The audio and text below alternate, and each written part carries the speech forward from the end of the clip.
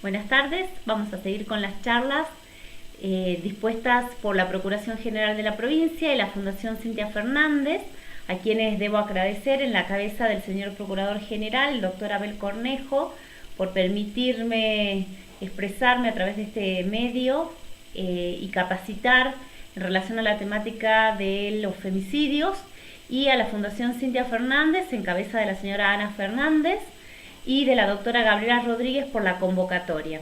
Esta charla va a estar orientada a la figura típica de femicidio, es decir, la muerte violenta de la mujer, cómo ha surgido a través del mundo la palabra femicidio y cuáles son los tipos penales y en qué consisten en nuestra legislación interna. La temática del femicidio lamentablemente es un fenómeno que se ha extendido a nivel regional y global, y su prevalencia va en aumento, tomando o cobrando proporciones totalmente alarmantes. Por eso, cuando hablamos de pandemia, no solamente la pandemia está relacionado al COVID-19, sino también a esta muerte violenta de mujeres. Para que se den una idea, en nuestro país, en 96 días del año ya se han producido 100 muertes de mujeres, dentro de las cuales la violencia estructural contra las mujeres está presente.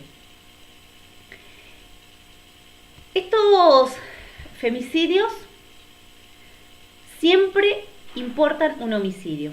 Ustedes habrán visto ya la figura básica del artículo 79 del Código Penal cuando se refiere al que matare a otro. Entonces, cuando hablamos de homicidio, hablamos de la muerte de una persona de manera ilegítima en manos de otra persona.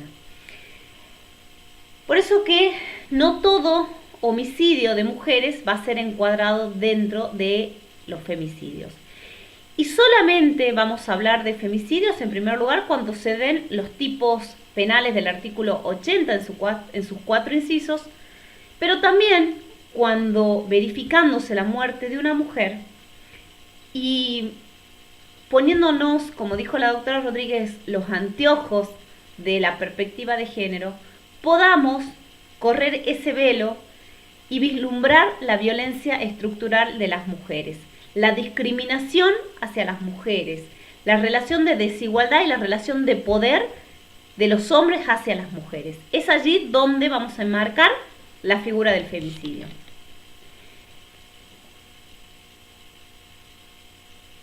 ¿Cuál es la diferencia entre el homicidio y el femicidio? El homicidio siempre implica la muerte de una persona a manos de otra, mientras que el femicidio, además de implicar la muerte de una persona en manos de otra, se diferencian porque el femicidio perpetúa estos patrones que culturalmente nos han sido asignados a las mujeres. La subordinación, la relación de superioridad, es decir, la debilidad de las mujeres, la delicadeza, la feminidad, la sentimentalidad, todos estos patrones que se nos han estereotipado en las mujeres llevan a esta situación de violencia extrema que culmina en la muerte de las mujeres. El término femicidio fue utilizado por primera vez por Diana Russell ante el Tribunal Internacional de Crímenes contra las Mujeres en el año 1976, y lo definió diciendo que el femicidio es el asesinato misógino de las mujeres, es decir, la muerte de la mujer por el solo hecho de serlo. Pero ella lo utiliza con un sentido específico y político particularmente, porque en esta situación lo que entendió es que debía visibilizarse y reconocerse la discriminación, la opresión, la desigualdad y la violencia sistemática contra las mujeres en su forma más extrema, que es la muerte de las mismas. Luego, en América Latina, y a raíz de diversos hechos femicidas ocurridos en México, particularmente en Ciudad Juárez y en Guatemala, fue Marcela Lagarde quien acuña el término feminicidio entendiéndolo como la muerte violenta de las mujeres por razones de género, ya sea que tenga lugar dentro del ámbito de la familia o fuera de él. Y también Marcela Lagarde acudió al término feminicidio con un fin específico. En primer lugar, visibilizar el incumplimiento de las obligaciones del Estado en orden a que debía dar respuesta para la investigación y la sanción a los responsables de este tipo de hechos de femicidio. Y en segundo lugar, para visibilizar el desinterés en orden al deber de investigar de los estados. Por eso que Lagarde incluso llega a considerar al femicidio o al feminicidio como un crimen de Estado. Dentro del Corpus Juris en materia de género, la doctora Rodríguez nos habló de la Convención para prevenir, sancionar y erradicar la violencia contra la mujer, que es la denominada Convención de Belén do Pará. Y esta convención tiene un mecanismo conformado por personas que hacen un seguimiento del cumplimiento de lo dispuesto en esa convención. Es por eso que este mecanismo de seguimiento definió al femicidio diciendo que es o debe ser definido como la muerte violenta de mujeres por razones de género, ya sea que tenga lugar dentro de la unidad familiar, doméstica o en cualquier otra relación interpersonal, ya sea en la comunidad, por parte de cualquier persona o que la misma sea perpetrada o tolerada por el Estado o sus agentes y sea por acción u omisión. Es decir, acudimos a un término amplísimo en orden a poder establecer qué es el femicidio. El leading case también se los mencionó ayer la doctora Rodríguez, que es González y otras versus México, resuelto por la Corte Interamericana de Derechos Humanos, conocido como Campo Algodonero, en el cual no solamente se sancionó al Estado mexicano por su inoperancia en orden a la investigación de estos casos, sino también y fundamentalmente, es muy importante leer este fallo, es un fallo largo, pero es muy claro. Los fallos de la Corte Interamericana, ustedes sabrán, son largos, pero tienen conceptos clarísimos que se repiten a lo largo de todos sus fallos. Y lo más trascendental de este fallo es que establece justamente cuando estamos ante situaciones de discriminación hacia las mujeres, que permiten que se lleven adelante estos atroces actos. En este caso de Campo Algodonero, ante la desaparición de mujeres y prácticamente adolescentes que trabajaban en la maquila en el estado de Ciudad Juárez, en Campo Algodonero, justamente por eso se llama Campo Algodonero, fueron hallados sus cuerpos con signos de violencia, y lo que hicieron las autoridades fue tratar de atribuirle a las víctimas que esos hechos habían ocurrido por su condición de mujer, o porque ejercían la prostitución, o porque eran mujeres que salían con polleras cortas. Fíjense los estereotipos a los que fueron sometidas esas víctimas, además de la violencia extrema, porque hubo violencia sexual y hubo violencia y torturas físicas. A partir de esos estereotipos es donde la Corte sanciona al Estado mexicano, porque las autoridades no estuvieron a la altura de los acontecimientos. En nuestro país, el delito de femicidio hasta el año 2012 era considerado como el homicidio de una mujer, sin más, y realmente lo que carecía era de la profundidad de lo que realmente escondían estas muertes de mujeres. Cuando hablamos de femicidio, normalmente ya acudimos al último eslabón de una espiral de violencia, cuando sobre todo se trata de femicidios íntimos, de una espiral de violencia que están basadas en el modelo patriarcal, que es el machismo. Por eso, esta expresión de femicidio o feminicidio lo que nos permite es visibilizar la expresión más extrema de la violencia hacia la mujer resultante de una posición de subordinación, marginalidad y riesgo en que se encuentran las mujeres dentro de la sociedad patriarcal.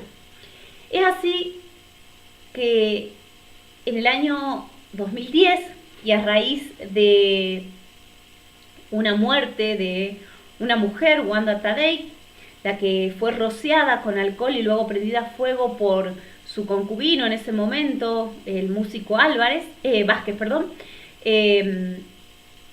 se puso sobre la mesa de nuestros legisladores que este hecho que le había ocurrido a Wanda Tadei no era un hecho aislado, no era un hecho menor de una violencia doméstica que estaba internalizada en la sociedad argentina, sino que trascendía mucho más allá e implicaba justamente esta cadena o espiral de violencia de las mujeres en nuestra sociedad patriarcal.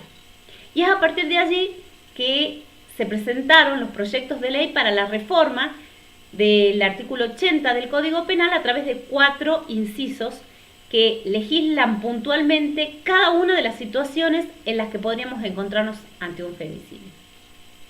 Pero antes de pasar a la reforma de la ley 26.791, vamos a hablar de las diversas clases de femicidios.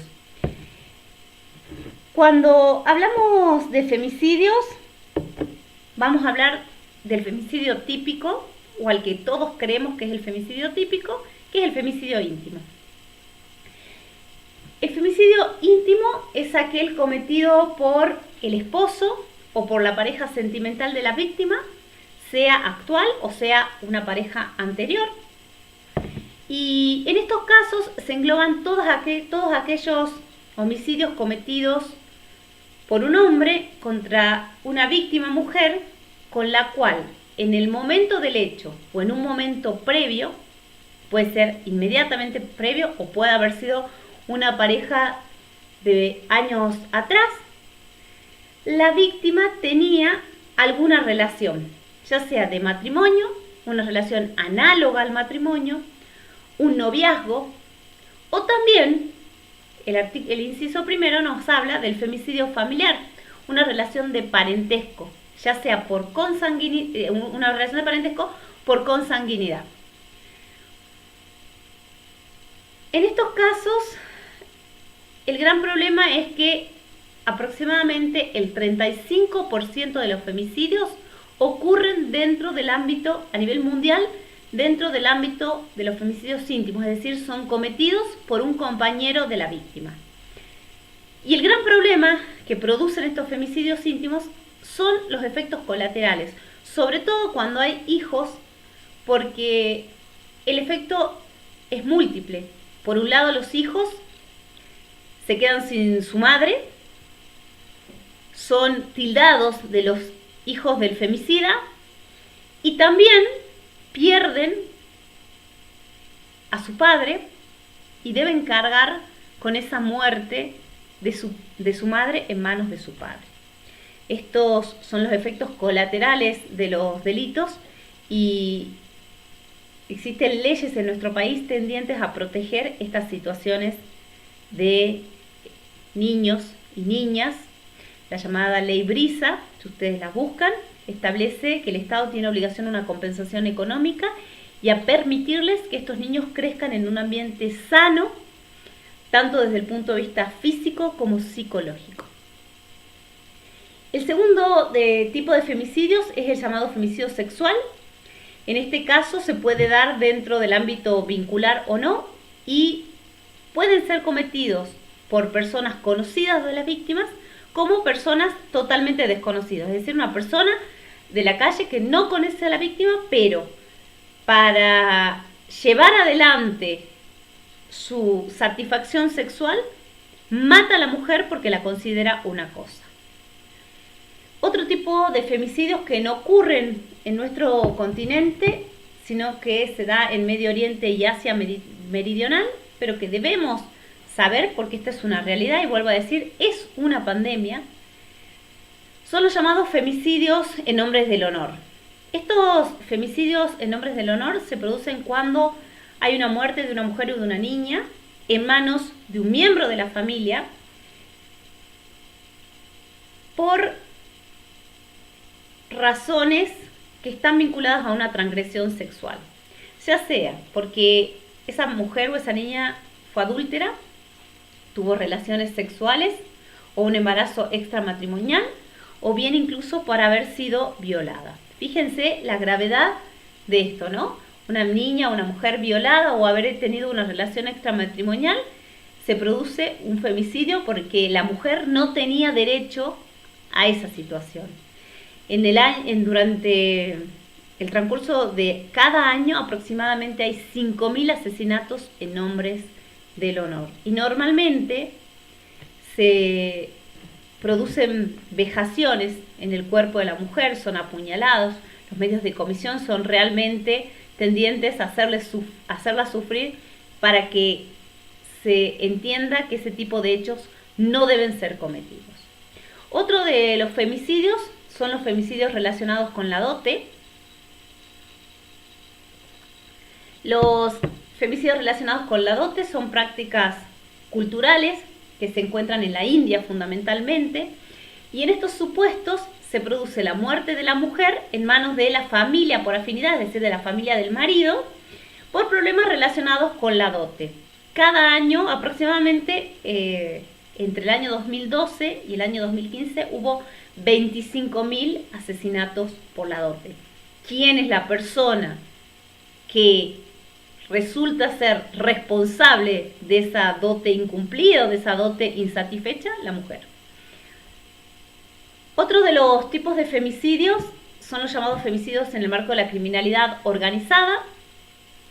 Estos ocurren en el marco de organizaciones criminales organizadas a gran escala o bien de organizaciones criminales de menor envergadura que están asociadas a o dedicadas a acciones ilícitas como la narcocriminalidad, el narcomenudeo, la trata de personas o tráficos variados, dentro de ellos el tráfico de armas.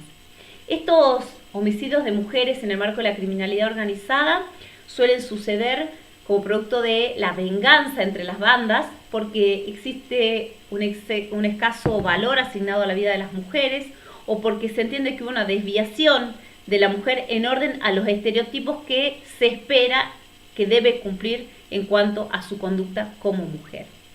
Este tipo de femicidios normalmente tienen características particulares. Ocurre normalmente, o puede ocurrir, que con antelación al acto se produzca la captación y el traslado de una mujer extranjera. Puede ocurrir privación de la libertad, puede ocurrir suministro o se puede administrar estupefacientes con el fin, estupefacientes u otras sustancias que tengan como fin anular prácticamente la voluntad de la persona. Puede mediar incomunicación respecto de su entorno y suelen ubicarse dentro de los llamados femicidios sin cuerpo, porque estos cuerpos son descartados por vías que impiden su hallazgo, o en otros supuestos lo que hacen es dejarse mensajes, ya sea en el cuerpo mediante mutilaciones al cuerpo, mediante pinturas en el cuerpo o mediante fotografías en los cuerpos. Y por último, el último tipo de femicidio son los llamados travesticidios o transfemicidios.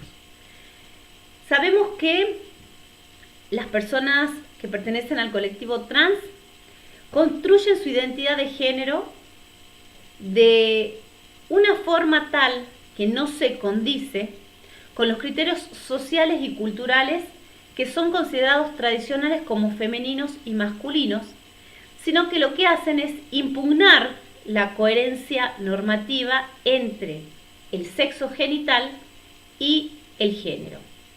Es decir, personas que habiendo nacido con un género o con un aparato reproductor masculino, se consideran en su intimidad y en su voluntad femeninas, y personas que habiendo nacido con un aparato reproductor femenino se consideran en su identidad como masculinos. O también ocurre, y esto está legislado en nuestra sociedad argentina personas que entienden que no tienen ni uno ni otro género. Estas poblaciones trans normalmente sufren o son sometidas a condiciones de vulnerabilidad, de marginalidad, de violencia sistemática y sufren exclusiones en orden a la sociedad, a la salud, al trabajo e incluso en su propio seno familiar. Y estos crímenes en contra del colectivo trans normalmente ocurren o están asociados a crímenes de discriminación o de odio y tienen particularidades en orden a su comisión porque lo que intentan es vislumbrar que esos hechos son cometidos con el fin de dejar un mensaje claro, que es la eliminación o la erradicación del colectivo trans por razones de discriminación estructural. Voy a tomar un tecito mientras hablo con ustedes. Cuando hablamos de los tipos penales del Código Penal argentino, ustedes ya estudiaron la parte general, están en la parte especial del Código Penal. El Código Penal arranca su parte especial poniendo un orden o dando un orden de prelación en relación al valor que se debe asignar a los bienes jurídicos tutelados por el legislador. Es por eso que el primer bien jurídico tutelado y el más valioso es la vida. Hoy nos damos cuenta, con esta situación de aislamiento preventivo, social y obligatorio y social, que el valor más importante o el bien jurídico más importante que tenemos es la vida y que requiere una protección inmediata. Hoy tenemos una protección inmediata a través de estas medidas de aislamiento, de cuarentena dispuestas por el presidente de la Nación y por los diversos gobernadores, pero también requiere que esa protección sea dispuesta a través de la sanción sobre aquellas personas que cometen atentados contra la vida. Y este es el primer capítulo en la parte especial del Código Penal, delitos contra la vida. La vida tiene un valor supremo, es el primer derecho que tenemos, o el primer derecho que accedemos los seres humanos. Entonces requiere de su necesaria codificación, tipificación y posterior sanción en el caso de que ese bien jurídico sea vulnerado. El artículo 80 nos dice que se impondrá reclusión o prisión perpetua, pudiendo aplicarse incluso lo dispuesto en el artículo 52, es decir, la inhabilitación absoluta, al que matare. Y nos da un montón de incisos en donde describe grupos de personas sobre los cuales se puede cometer ese delito en orden a matar a la persona, modos de llevar adelante esa ejecución del hecho, nos describe diversas circunstancias en las que se producen esos hechos, y el legislador entendió que si en esa descripción cerrada y típica, como entiendo deben ser los tipos penales, más allá de los tipos penales abiertos, la persona incurre con su conducta, debe recibir la pena máxima prevista en nuestra legislación penal de fondo, y que no es otra que la pena de prisión perpetua.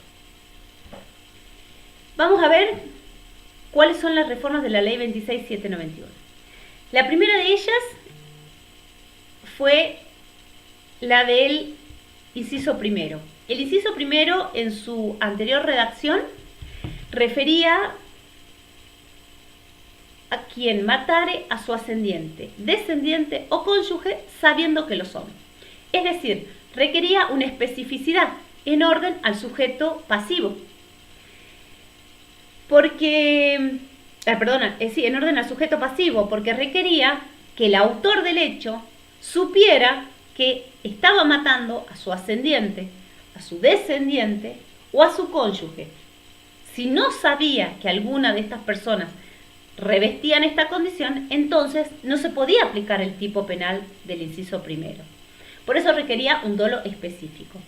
Pero ahora este tipo penal se ha modificado y nos dice el inciso primero que se le va a imponer esta pena de prisión perpetua al que matare a su ascendiente, a su descendiente o cónyuge, pero agrega al excónyuge, a la persona con la que se mantiene o se ha mantenido una relación de pareja, mediare o no convivencia. Y es muy importante la introducción de esta reforma. ¿Por qué? Ustedes piensen, si una persona que mataba a su concubino, que no estaba legalmente casado, el cónyuge solamente es legalmente casado, mataba un varón, mataba a su concubina, no había un homicidio agravado. Y entonces no podíamos más que pedir una sanción por un homicidio simple, más allá de cualquier otra circunstancia que podía concurrir en el hecho. Pero muchos de esos hechos en los cuales había relaciones no formales o no dentro del marco del matrimonio legalmente establecido según las disposiciones del anterior Código Civil, eran femicidios. Y entonces quedaban en la impunidad total. A partir de ahora y con gran acierto, entiendo que los legisladores han incorporado los diversos tipos de relaciones de pareja o relaciones sentimentales que pueden existir entre un hombre o una mujer o una persona que se perciba con su identidad como mujer. Vamos a ver los elementos del tipo. El elemento objetivo requiere que se mate al ascendiente. Dentro de los ascendientes tenemos la madre, y voy a hablar en femenino porque estamos hablando de femicidio, a la madre, a la abuela, a la bisabuela, y en cuanto a los descendientes se refiere a la hija, a la nieta y a la bisnieta. Este tipo penal de la primera parte del inciso primero del artículo 80 es lo que se llama femicidio familiar. Es decir, que se produce dentro del marco de una unidad familiar respecto de estas personas que constituyen el género femenino de esa unidad sexual, de esa unidad familiar. Cuando habla del cónyuge es importante tener en cuenta el artículo 402 del Código Civil y Comercial, porque el Código Civil y Comercial vino a plasmar una realidad que ya existía en nuestro país, que fue la unión de personas o la admisión de la unión de dos personas del mismo sexo. Hoy el matrimonio no solamente importa la unión, como en la anterior redacción del Código Civil, de dos personas de distinto sexo, porque eso se requería, ustedes ya habrán visto, no solamente civil ya con la nueva reforma, sino con la anterior reforma, que las personas sean de distintos sexos, sino que ahora también este artículo 402 nos dice que pueden ser dos personas del mismo sexo. Pero también legisló una nueva figura que son las uniones convivenciales, que es lo que yo le hablaba del concubinato. Y el artículo 509 del Código Civil y Comercial Unificado habla de que a las disposiciones del matrimonio se van a aplicar justamente a la unión, que se basa en relaciones afectivas de carácter singular, pública, notoria, estable y permanente entre dos personas que conviven y que comparten un proyecto de vida en común, sean del mismo o de distinto sexo. Esa es la unión convivencial, lo que eran los anteriores concubinatos. Cuando hablamos del inciso primero, tenemos que tener en cuenta que habla de una relación sin convivencia. O sea que podemos estar dentro del marco de las uniones convivenciales, pero podemos estar dentro de cualquier otra relación que no requiera formalidad legal alguna. Y particularmente en estos supuestos vamos a poder enmarcar una situación en el contexto de femicidio, por ejemplo, cuando dos personas que mantienen una relación sentimental fuera del matrimonio, es decir, una relación de amantes, por esta razón de violencia hacia la mujer se produzca su muerte. En este caso incluye perfectamente el femicidio, o dos personas que aún no teniendo una relación sentimental tuvieron solamente una relación sexual y por esa razón el hombre mata a la mujer, por entender que es su pertenencia. Cuando hablamos de los elementos del tipo, hablamos de los sujetos activos. Solo pueden ser sujeto activo del femicidio los varones o las personas que se autoperciban como tal. No nos olvidemos de la ley de identidad de género, de la cual vamos a hablar en un momento. También es importante hablar del sujeto pasivo. En todas las figuras en las cuales se produce un femicidio, se requiere como condición para su procedencia que la víctima sea mujer o una persona que se autoperciba como tal. En el sentido de que se perciba como tal, mujer, no importa su sexo biológico, ¿sí? Y en cuanto al elemento subjetivo, cuando hablamos del artículo 79, seguramente ya habrán tenido esta clase, el elemento subjetivo siempre es doloso. No estamos hablando de delitos culposos, para eso hay otros artículos, el artículo 84 del Código Penal, sino que estamos hablando de los tipos dolosos. Entonces, siempre vamos a hablar de la intención y la voluntad de matar, pero además también hablamos de un dolo específico, porque esta intención y voluntad dirigida a matar a una persona tiene que estar dirigida a matar a una mujer dentro de los elementos del tipo a los que ya hicimos referencia. El segundo inciso que refiere al femicidio es el inciso cuarto. Este inciso cuarto ya existía y nos decía: el que matare por placer, codicia, odio racial o religioso, y se le agregó la frase por razones de género o la orientación sexual o la identidad de género o su expresión. Y acá nos vamos a detener en lo que vengo hablando de esto del autopercibirse de una forma. La ley 26.743 es la llamada ley de identidad de género y nos define a la identidad de género diciendo que, y voy a leer específicamente porque no me quiero confundir, que la identidad de género, o se entiende por identidad de género, a la vivencia interna e individual del género tal como la persona se siente, la cual puede corresponder o no al sexo asignado en el momento del nacimiento, incluyendo la vivencia personal del cuerpo. Esto puede involucrar, nos dice la ley, la modificación de la apariencia o función corporal a través de medios farmacológicos, quirúrgicos o de otra índole, siempre que sea libremente escogido. También incluye otras expresiones de género como la vestimenta, el modo de hablar y los modales. Es decir, la identidad de género importa que entender a la persona, cualquiera sea su sexo biológico, tal y como se autopercibe. Y este inciso es muy importante porque vamos a verificar cuando hablamos de transfemicidios o transfemicidios, de travesticidios o de transfemicidios, que este es el típico inciso que se va a aplicar en la calificación legal del hecho. En nuestro país, por primera vez, en el año 2015, y a raíz del transfemicidio de Dayana Zacayán, que era una militante de los derechos de la comunidad LGTBI, la misma fue asesinada y el Tribunal en lo Criminal y Correccional número 4 de la Cava condenó al autor del hecho por homicidio triplemente agravado, por haber sido ejecutado mediando violencia de género, por odio a la identidad de género y por la alevosía. En este caso particular también había habido otra calificante, pero fíjense de importante que es.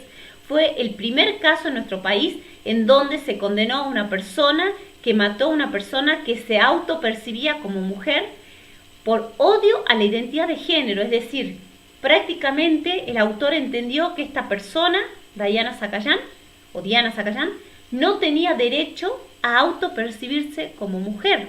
Es terrible. Nos parece tal vez una cosa que capaz que en la mente de ustedes, que son bastante más jóvenes que yo, capaz que no les entre esta situación, pero la realidad es que esto ocurre y ocurría en nuestro país. Cuando hablamos del elemento objetivo, hablamos del odio de género, es decir, matar a una mujer por percibirse, o una persona que tiene una identidad sexual distinta por percibirse con esa condición sexual como mujer, o con esa identidad, perdón, como mujer. El odio al género implica el odio a la mujer. Este es el típico también caso, ¿no?, de los femicidios, odio de género. El odio a su orientación sexual, porque tenga una orientación sexual determinada, se la mata. Y la identidad de género o su expresión.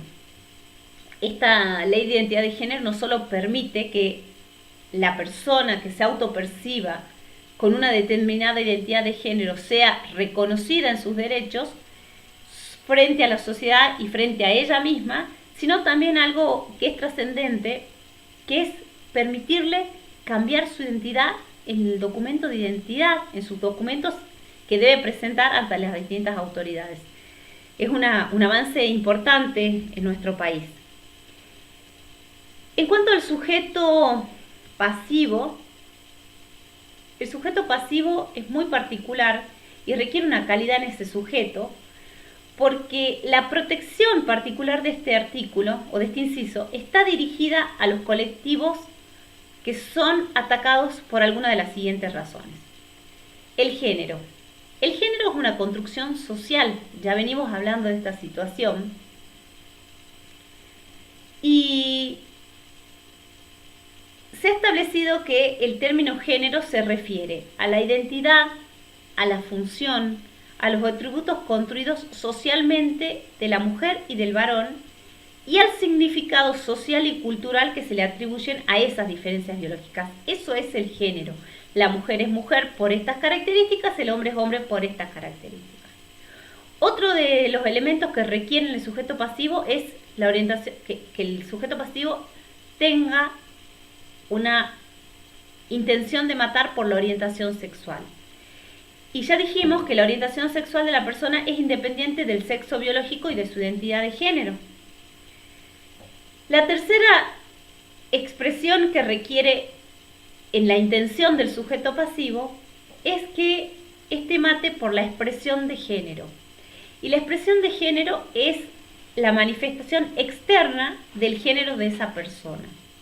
Esta figura, vuelvo a repetir, es muy importante porque está basada en la discriminación estructural producto de este modelo patriarcal que nos impone normas sociales determinadas y que considera como desviante o desviado todo aquello que se aparte. Es decir, la mujer debe cumplir, las mujeres estamos estereotipadas en un rol determinado que debemos cumplir. Debemos ser buenas madres, buenas esposas, amas de casa. Piensen que no hace muchos años, un poco más tal vez de 40 o 50 años, existían cartillas que decían cómo las mujeres debíamos ser buenas esposas. Realmente algo que hoy en día no tiene ningún sostén, ¿no? Pero esto existió y esto es un modelo patriarcal basado en la desigualdad de las mujeres.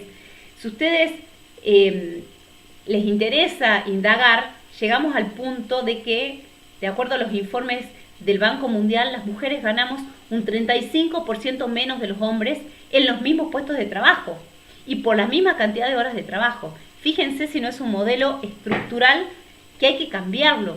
La igualdad que se requiere es una igualdad en igualdad de condiciones. Si yo hago un trabajo como fiscal, lo lógico es que cobre lo mismo que cobra un compañero fiscal en ese mismo puesto de trabajo. Esa es la igualdad a la que debemos tender todos los seres humanos, hombres, mujeres o cualquiera sea la identidad de género que hayamos construido. Por último, el sujeto activo es cualquier persona que haya adquirido la identidad de género y el dolo también es un dolo directo, pero también es un dolo específico. Y en este caso no está dirigido a matar solamente a una mujer, sino que está dirigido hacia un grupo determinado de personas que normalmente es un colectivo, y este es el colectivo LGTBI o el colectivo trans. El inciso 11 es el típico supuesto de femicidio. Nos refiere cuando el hecho sea perpetrado por un hombre contra una mujer y mediare violencia de género. Ese es sencillo, la muerte de una mujer en manos de un hombre mediando violencia de género. Normalmente asistimos, como les dije, a una espiral de violencia en el cual pueden existir o no denuncias de la víctima. Puede ser la primera o no situación de agresión hacia la mujer. Lamentablemente, si fuera la primera, ha concluido con su vida. Pero lo cierto es que se vislumbra esta violencia de género. La violencia de género es esa expresión de odio hacia la mujer por su condición de tal cual lo manifestaban Russell y Lagarde. El odio, el asesinato misógino de mujeres, el asesinato de la mujer por el solo hecho de ser mujer. Es decir, que se entiende que la mujer es una cosa, es una propiedad y que el hombre ejerce el derecho absoluto sobre la misma. Este inciso fue incorporado por la Reforma y siempre que tenemos un caso de investigación de la muerte de una mujer, debemos darle prioridad a la aplicación de este inciso por sobre el inciso primero. Aun cuando, vamos a ver, y ustedes, si algunos se van a desempeñar el día de mañana como fiscales, querellantes o defensores, que cuando tenemos la figura de femicidio no tenemos un solo inciso. Nunca vamos a calificar, nunca va a ser, o nunca no, perdón, pocas veces va a ser calificado dentro de un solo inciso. Vamos a ver que normalmente son doble, triplemente agravados. Cuando hablamos de violencia de género, debemos referirnos a dos, más allá del corpus juris en materia de género al que refirió la doctora Gabriela Rodríguez, a dos situaciones o a dos legislaciones específicas. Una es la Convención de Belém do Pará, que en su artículo 2 define a la violencia contra la mujer, incluyendo a la violencia física, sexual y psicológica. Pero además, en nuestro país tenemos la ley 26485, que es la Ley de Protección Integral contra las Mujeres, que en su artículo 4 nos define a la violencia contra la mujer. Y nos dice que la violencia contra la mujer constituye toda conducta, sea por acción u omisión, que de manera directa o indirecta, también, tanto en el ámbito público como privado, basada en una relación desigual de poder, afecte su vida, su libertad, su dignidad, su integridad física, psicológica, sexual, económica, patrimonial, como así también su seguridad personal. Y quedan comprendidas dentro del marco de la violencia las perpetradas por el Estado o por sus agentes. Y en el artículo 5 nos habla de cada uno de los tipos de violencia. La violencia física, la violencia psicológica, sexual, la económica, patrimonial y la violencia hasta simbólica. Es decir, que la violencia de género puede ser definida como la violencia basada en una relación desigual de poder y no caben dudas que en esta figura encontramos o constituye la manifestación de una desigualdad estructural e histórica que existe entre hombres y mujeres en la sociedad patriarcal. El elemento objetivo de esta figura es el crimen de género hacia la mujer. El sujeto pasivo siempre van a ser los hombres y el sujeto activo va a ser la mujer o la persona que haya adquirido su identidad de género. Por último, vamos a hablar del inciso 12, que es el llamado femicidio vinculado. Dice el inciso 12, al que matare con el propósito de causar sufrimiento a la persona con la que se mantiene o se ha mantenido una relación en los términos del inciso primero. Este femicidio vinculado es aquel en el cual el hombre que ha mantenido alguna de las relaciones del inciso primero mata a una persona de un vínculo familiar o afectivo de la mujer con el solo fin de castigarla y destruirla psicológicamente. Ese es el femicidio vinculado. Y el típico caso de femicidio vinculado está dado cuando un papá, y en este caso lo tuvimos hace poco tiempo durante la cuarentena, con el fin de causarle este daño psicológico y devastar a la mujer, mata a sus propios hijos. Este es típico caso de femicidio vinculado, o mata a un hermano, o mata a la madre, al padre, ya no importa el género de la persona que va a matar, sino que el fin que persigue el autor es castigar a la mujer. Por último, el artículo 80 infine agrega que cuando, en el caso del artículo 80, inciso primero, mediar en circunstancias extraordinarias de atenuación, el juez puede aplicar prisión o reclusión de 8 a 25 años, pero miren la importancia de la reforma, que dice que esto no será aplicable a quien anteriormente hubiese realizado actos de violencia contra la mujer víctima. Esta figura del inciso 12, en el elemento objetivo, lo que requiere es matar para causar, como les dije, el sufrimiento de la mujer con la que se ha mantenido una relación, y habla de la violencia específicamente psicológica. El sujeto activo siempre es el hombre y el sujeto pasivo es la mujer, indirectamente, porque la persona a la que se mate puede ser mujer o varón, es indiferente a quien se mate. Cuando dijimos hablamos de las circunstancias extraordinarias de atenuación, esto le permite una discreción al juez, entendiendo que cuando han mediado estas circunstancias se puede aplicar la pena tasada de 8 a 25 años. Pero la ley dijo que no se va a poder aplicar en los casos en que la mujer víctima haya sido, ya se hubiera realizado sobre la mujer víctima actos de violencia. ¿Cuál es la importancia de estas circunstancias extraordinarias de atenuación para que ustedes las entiendan en general?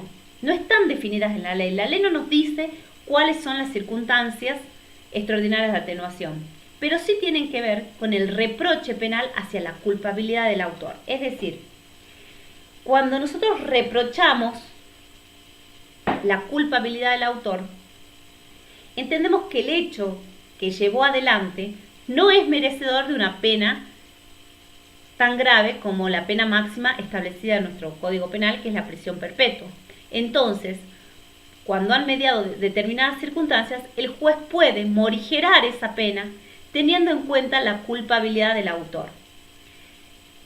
Y esto ocurre normalmente, ustedes cuando busquen circunstancias extraordinarias de atenuación, en los casos de las madres que luego de haber parido a sus hijos, los matan dentro de ese estado de puerperio.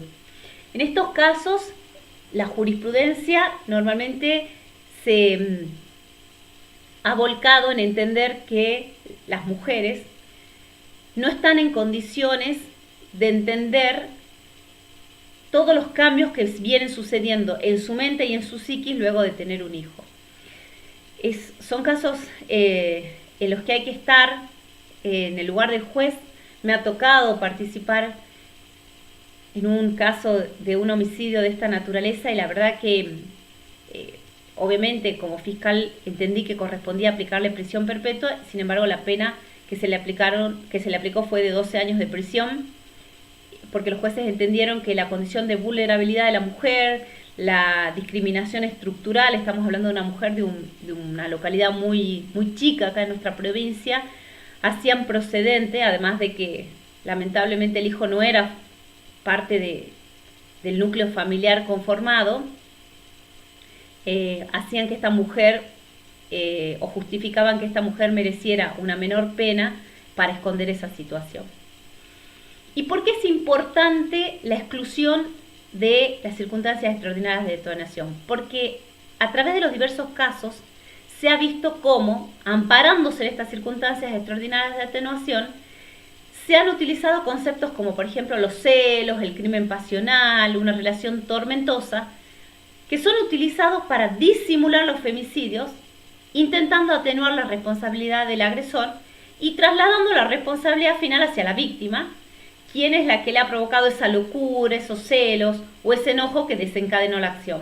Es por eso que cuando ha mediado la violencia previa no se permite ampararse en estas circunstancias extraordinarias de atenuación. Y por último, nos queda ver el tema de la tentativa de femicidio. Ustedes ya vieron lo que es la tentativa, lo define el artículo 42 del Código Penal, el que con el fin de cometer un delito determinado comienza su ejecución, pero no la consuma por circunstancias ajenas a su voluntad. En estos casos dice la ley que se le va a aplicar el artículo 44 y el artículo 44 dice que la pena se va a disminuir de 1/3 a la mitad. Pero nosotros tenemos una pena que no está tasada, es decir, no tenemos mínimos ni máximos, sino que es una pena de carácter indivisible. Entonces, el mismo artículo 42 nos da la solución y nos dice que si la pena fuese de reclusión perpetua, se aplican de 15 a 20 años. Y si fuese de prisión perpetua, la tentativa será de 10 a 15. Teniendo en cuenta el sistema del Código Penal, entiendo, esto es una opinión particular, pero esto es por lo menos también lo que se está viendo en los fallos, que se debe aplicar el mínimo mayor, que son 15 años, y el máximo, que son 20 años. Es decir, que en caso de tentativa de femicidio, los parámetros son entre 15 y 20 años. Espero haber evacuado sus dudas, que nos pongamos de una vez los anteojos de la perspectiva de género, desde el punto de vista de entenderla como esta desigualdad estructural que sufrimos las mujeres, y que podamos revertir esta situación para que tengamos cada día una sociedad más igual